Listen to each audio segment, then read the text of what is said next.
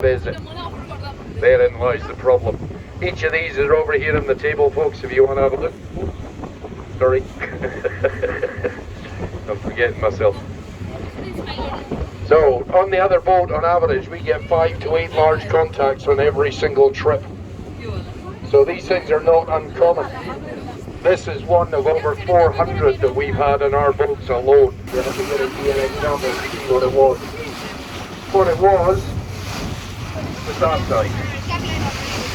They needed a crane to lift it off the deck. It was 24.5 feet or 7.2 meters long.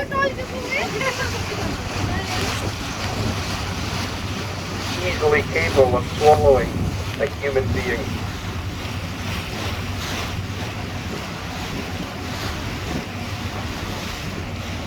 This must be the only job in the world where I can get away with California.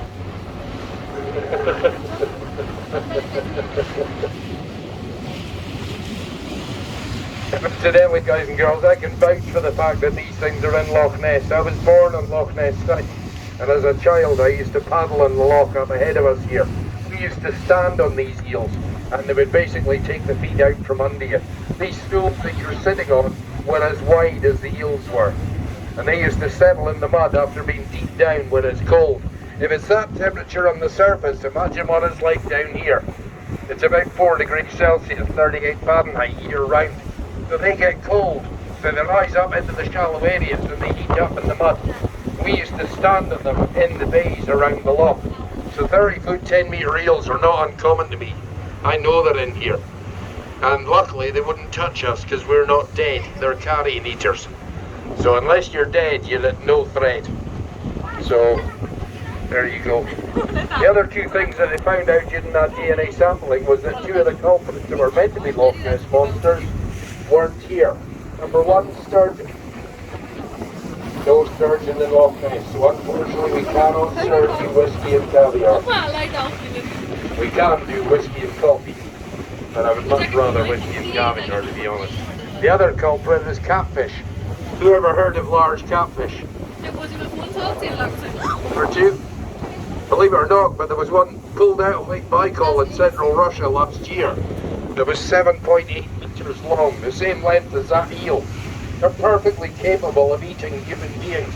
In fact, when they dissected it, they found the remains of 2 humans inside it. So they found the nuisance that was in Lake Baikal. There was also a story of ones in the 90s in Romania. Again, a 7.2 meter catfish pulled out, and they found the remains of 8 human children inside it. So yeah, but luckily their DNA was not found in Loch Ness, so it is safe to swim in the loch. Yeah, right. Please don't believe a word I say. Stay out of Loch Ness as much as you can. Right, so that's as much as I can give you so far, and that's where science has got to. If anybody's got any questions, okay? I'm going to leave the mic alone now and leave you in peace and quiet. My name's Ricky, just give me a shout, I'm on board somewhere. Okay? Oh, that is from Pictish times. That is a Pictish drawing of something that was warning people about legends in the waters in Scotland. Right, how much does that look like an eel to you? How many fish do you know that are scaly? Their scales and adults. Where about the eels got their fins? Look at that one over there, you'll only find fins just here, just behind the eye. This one has. Don't be disturbed because it's going to chuck up this way. Well, that's basically a warning. How do you explain to children cold water shock? You can't.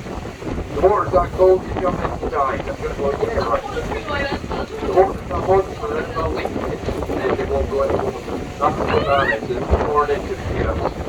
Just stop their children going into the water. So that's what that is. Now this is over 1,500 years old. So even back then they knew what was in the waters in Scotland. And it's not just Loch Ness. This is many other lochs as well. So there you go. Thank you for listening. Enjoy the rest of your trip. All the best. Have a good one. Halika,